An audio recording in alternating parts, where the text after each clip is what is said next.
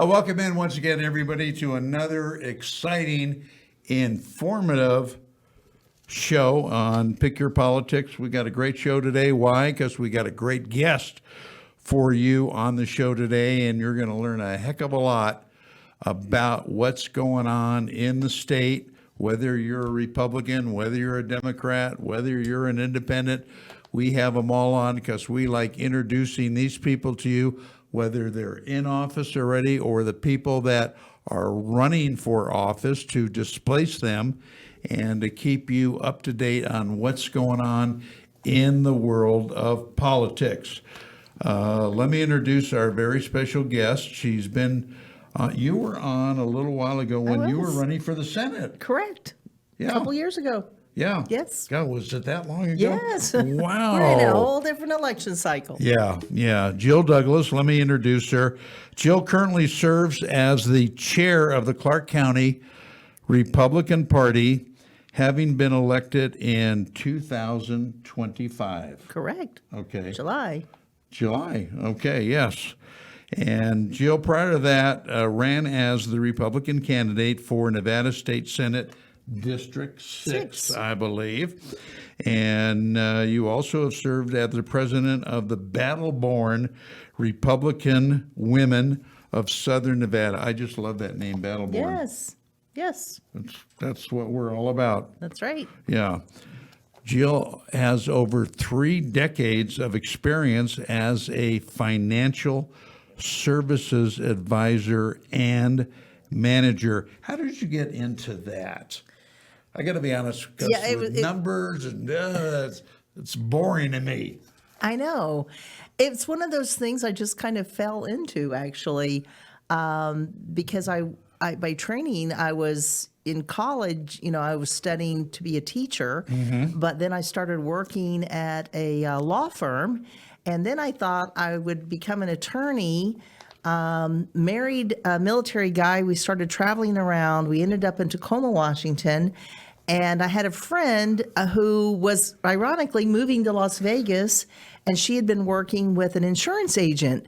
And so I thought, gosh, that sounds interesting. Everybody pays so much of their budget towards insurance, financial services. Nobody understands it. True. I went and I met with the owner of the agency. He hired me. Then it was just like I got licensed, and I just loved it because I realized, like so many things happen to people unexpectedly, but to be able to have a plan in place to help people financially get through that, it was just, I found my spot, Yeah, and obviously you did very, very well with it. Her priorities during her Senate campaign included education, limited government, health care, and healthcare treatment for veterans and seniors. And we're going to touch upon that a little bit as we go along, because those are really, really important. Jill, in your view, what's the best way a candidate can separate himself or herself from any opposition that they have? You just have to connect with people. Too often, I think candidates lead with focus on themselves. And you really need to focus on the constituents, the voters. You really have to connect with them and find out what their pain points are, because what you think they are and what they actually are may be two different things. Yeah, true. That's very true. That's very true. What's the main focus you have in your current position? Because you're responsible for a lot of stuff. Yes, I am. And really, I think the number one thing is to look at the state of Nevada and say, what makes, a good, strong state? Well, first of all, you have to have strong communities, right? So strong communities build strong states build a strong nation. And so really, politics all starts locally. People tend to focus on presidential election years, but they forget that our pain points start locally. The education of our children starts with local school boards, Right. And the property taxes that we pay, the roads that we drive on, the public safety issues, law enforcement. This is all local issues. And so Nevada's a unique state because 74% of the voters in this state live in one county. So in terms of being able to surround our governor with a state legislature that allows him to advance his agenda versus sitting there in a defensive posture just vetoing bad bills, then the only way you're able to do that is by electing more conservatives who champion our values from Clark County. Yeah. People don't realize that of the 42 state assembly that we have, 31 of them are from Clark County. And of the 21 senators, 16 are from Clark County. So what happens in the state of Nevada is based upon what's happening in Clark County. And we know that, limited government, lower taxation, better educational opportunities, safer communities, attainable housing, access to good health care are all critically important to building strong communities. Yep. Absolutely. Yeah, well said. Earlier in your bio, I mentioned some of the areas that you were particularly concerned about. Does one stand out from the others that you have? Because they're all great as far as public safety, education, healthcare. Does one stand out, though, that's particularly near and dear to you? They're all so important, and I really look at things like, building strong communities and helping create prosperity for all Nevadans is really a nonpartisan issue. Yeah, true. And True. It's just my belief that the way we do that, first of all, starts with a very transparent government. And I was deeply disturbed last session when Andy Matthews, our state controller, wanted to introduce a bill that would create an office of an inspector general, which would basically audit our books. And do you know our Democratic state legislature wouldn't let that have a hearing? That should be a nonpartisan issue. I agree. Totally. And then, and then you look at it and you say, our greatest asset is our future generations and providing them the best educational opportunities possible. And no one shall feel good about the fact that we're like number 49th in the country in terms of our education. And the number of failing schools that we have, which really lock in children in the most low-income neighborhoods. And so to say that schools should have to have competition just like businesses do. Yeah. Businesses compete for customers, so you have to provide a good service if you want a customer. Yeah. Our school systems should have to compete for the students. And so parents need to be empowered to say, you choose the school that is going to provide the best educational opportunity for your child based upon the way that they learn, because not all children learn the same. No. So the only way we improve the school system is to say universal school choice. Parent, you decide where you want to send your, and it could even be homeschooling. We need, if you're homeschooling your child, the government is still providing dollars towards the education of that student, and those dollars should follow that student. I agree. So I'm very, very passionate about that. Yeah.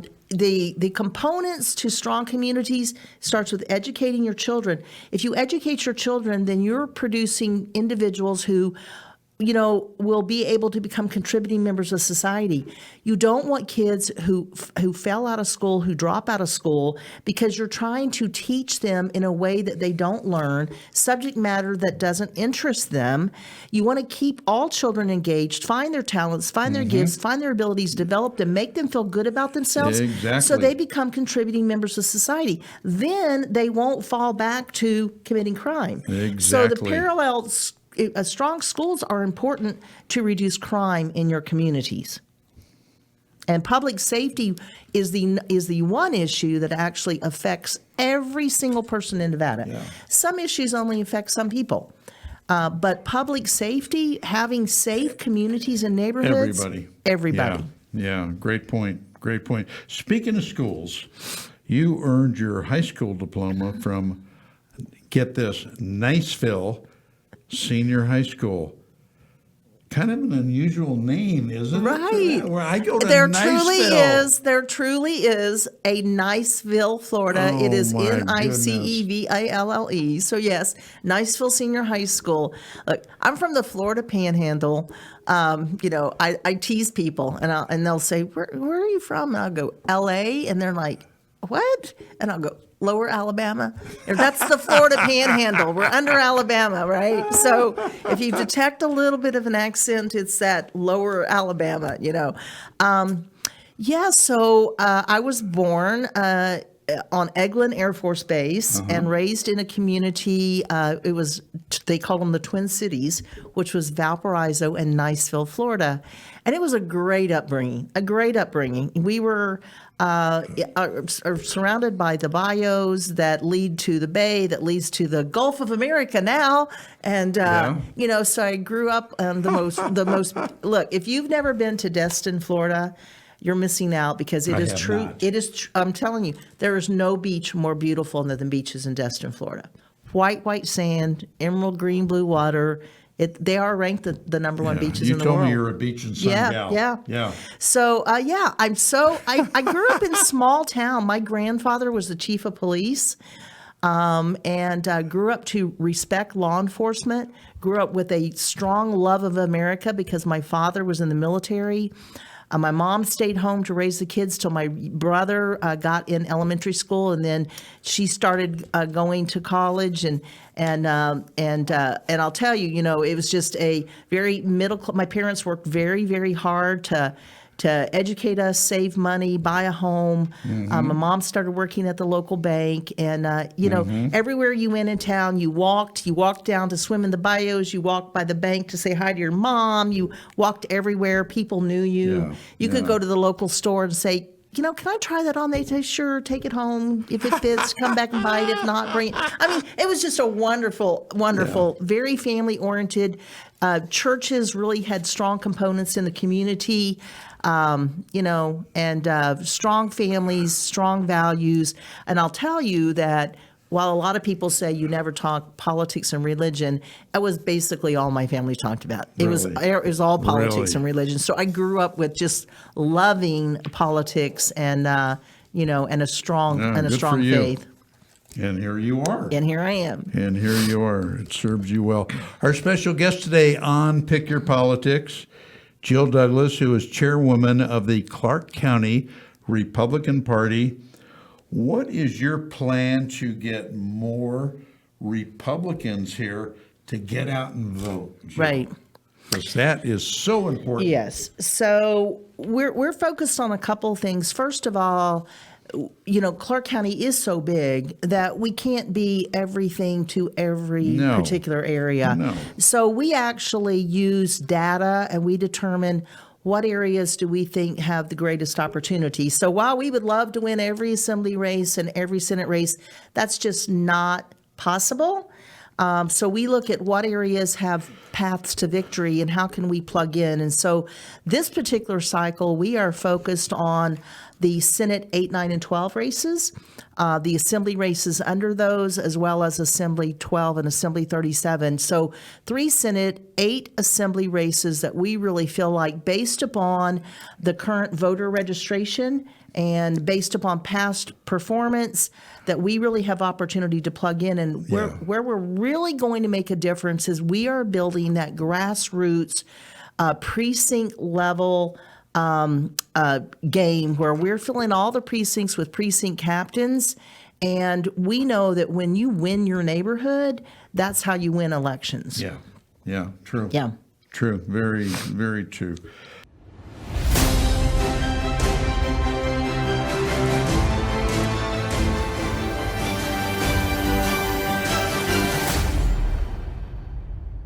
Are you a local leader with a message for the community? We want to hear from you.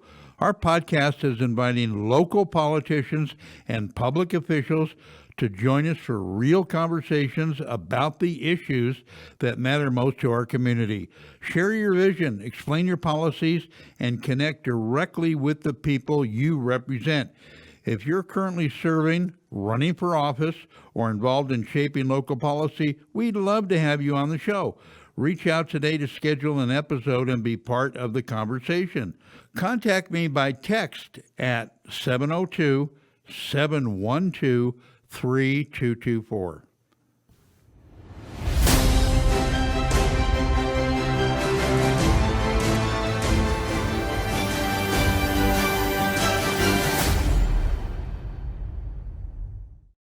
Two issues that I know are very important to you, and you just brought them up. One is education, and the other one is public safety. What would you change to improve those? And I know that could be a very, very long answer, but Yeah. Well, with schools, I think it really starts with empowering parents to be able to choose which school they want their child to go to. School choice. Yeah, school choice. But then you also have to have high academic standards. It really bothers me that we've gutted the grading scale. We won't fail a child now. And you have to put an emphasis on core academics. You know, children do not go to school to be indoctrinated with critical race theory, Marxist ideology, or sexual indoctrination. Children go to school, they need to learn, you know, the core academics, how to read, how to write, how to do math, understanding science, and we need more civics in school. Yeah. Good point. Very, very, very good point. Do you think that the schools should make a play, or the educational system should make a play to, and I think they probably do now, you know better than I do, to some extent, to really go out and hire the best teachers they could find? Absolutely. 'Cause that's critical. Absolutely. Yes, you need to hire good teachers. And you know what? We need to stop teacher tenure, in my opinion, because tenure rewards mediocrity. You know, it's no matter what job I do, they can't get rid of me. And that's not the way to have good teachers. I believe the way to have good teachers is hire good people, pay them well, and incentivize them for the results that you want. So that when schools are performing well, when teachers are performing well, their students are doing well academically, then there should look in corporate America. When you want results in your business, you incent your workforce and with bonuses. Right. And so I think if teachers realize, if I can get all of my students performing at this level, I don't even think read by 3. I mean, it's better than nothing. But honestly, I had one of my sons was in the military, and he was assigned to England. And the children went to local schools, there weren't schools, not schools on the base. And my grandchildren were reading by first grade. They have a really good preschool, kindergarten programs, and children are reading by the time they get to first grade. And so I think we're behind the curve with that. Our children do need to be reading in first grade, and the earlier they read, the more they'll like school, Sure. right? I agree. So you've got to have high standards. They've got to be focused on the academics. We should not be making apologies and trying to hold back children who excel in school. Yeah. Like they have these accelerated programs, and now we want to say, oh, no, we can't have accelerated programs because that might make this student feel bad. No, you don't want to ever cap out someone's learning. No. You should always be offering a greater ability to learn, but maybe you do need to have special programs in place to work with those that are struggling. Give them the incentive and incent teachers to be able to help those students. I've had some I'm curious to get your answer on this, some discussion on this, but I do want your opinion. Do you think that when someone runs for office, political office, obviously, they should have had some political experience or just come out as a newbie, so to speak, like most of them do? I think it would help them to perhaps run stronger races if they have had some experience as a volunteer for campaigns. Okay. I think one of the things that's really helped me is years ago, I started off just volunteering. I've knocked on thousands and thousands of doors and made thousands and thousands and thousands of calls. I'll bet you have. And it's so that by the time I ran for office, I had no call reluctance. I thought knocking on doors was fun because you get to talk to people. Yeah. And so for a lot of candidates, if they don't really understand how campaigns work because they've never participated in it. And I would encourage anyone who has a desire to run for office, it's important to sit with someone and talk about what would be the right race for them and what would be the right time. It could perhaps be that you're in the right place at the right time. But oftentimes, I think you'd be better off by saying, hey, I want to run and I'd like to run for this, but this go round, let me help the person who is running so that I become more experienced in the process and learn. A little bit more about what it takes makes absolutely perfect sense. So I'm hoping you're going to say that you're going to believe we're going to see a red wave in the upcoming state elections. I can tell you that we are going to give it everything we've got, you know. And that's all you can do, That's all folks. you can do. I know for what we've been able to do on the county party level is we have a plan. There hasn't been a plan before, and we have a plan. And we're actually calling it double nickel. You know, it's like a 5 by 5, 5 for 5. We've done the data and we've done some modeling that shows us that in the last midterm, if we had 5% more Republicans turn out, we would have flipped all these seats. So the thing that we have to do is engage with Republicans and say, we need you to show up. Right. You know, and Very important. do you know we've identified there are 5,000 Republicans in these key Senate seats who always vote in the presidential elections, but they never vote in the midterm? Really? And yet, Wow. but again, and these midterms are just as important. Your pain points are local, Yep. and you need to have a say in your city council government, your county commission government, your school board representatives, and who's sitting on the state legislature passing those laws that affect your everyday life. True. Because I'll tell you what, the most eye-opening thing is I started becoming involved with the legislative sessions about 3 cycles ago, was that there so too many of our state legislatures, I believe, are bought out by special interest. And when you watch them and you watch the bills that they support and their conduct, what you see is for some of these woke Democratic legislators, they're not interested in the constituents. The least important person to them is we, the voters. And I want to change that because we should be the most important person to the person that we elect into office. Absolutely. That's interesting. I didn't know that. Yeah. Boy, oh boy, oh boy. I'll tell you. Yeah, it's so important, folks, that you've got to get out and vote. Vet the candidates, all of them. Make up your mind which way you want to go. And I want to leave you with this. I want to ask you with this because this is not going to be an easy question to answer, I don't think. But you're up to the task. I know you are. What's the main difference, whether it's in thinking, philosophy, whatever, between a Republican and a Democrat? Why does a Republican think the way they do? Why do the Democrats think the way they do and look upon things so differently? Right. That is a great question. And it's my belief that it really comes down to the role of government. Republicans are totally committed to limited government. You know, we need less government. the more you get government involved with your life, the more you get government involved with anything. Look at the disaster that healthcare is today. You know why it's that way? Because the government got involved in healthcare.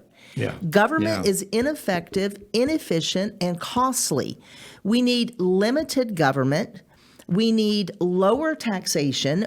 Individuals need to be able to bring home more of their paychecks. Yep. When you grow the government, how do they get their money? From taxation. Right. So when you grow the government, 100%. they're going to take more of your taxpayers, Right. More of your tax dollars. So we are all about limiting the role of government. We are all about lower taxation, and we are about free markets. Again, removing barriers and burdensome regulation that impact the ability of businesses and business people to be successful. Yeah, no, that's well said. And the interesting thing is, whenever I talk to somebody about those topics, and I don't talk about are you an R or a D or whatever, I just say, what is your belief about the role of government? Do you want more government involved with your life or less? They always say less. Do you want to pay more taxes or less taxes? They always say, I want less taxes. Would you like to be able to open a business and grow a business with less government bureaucracy? And they say, so actually more people are Republicans than they know they're Republicans.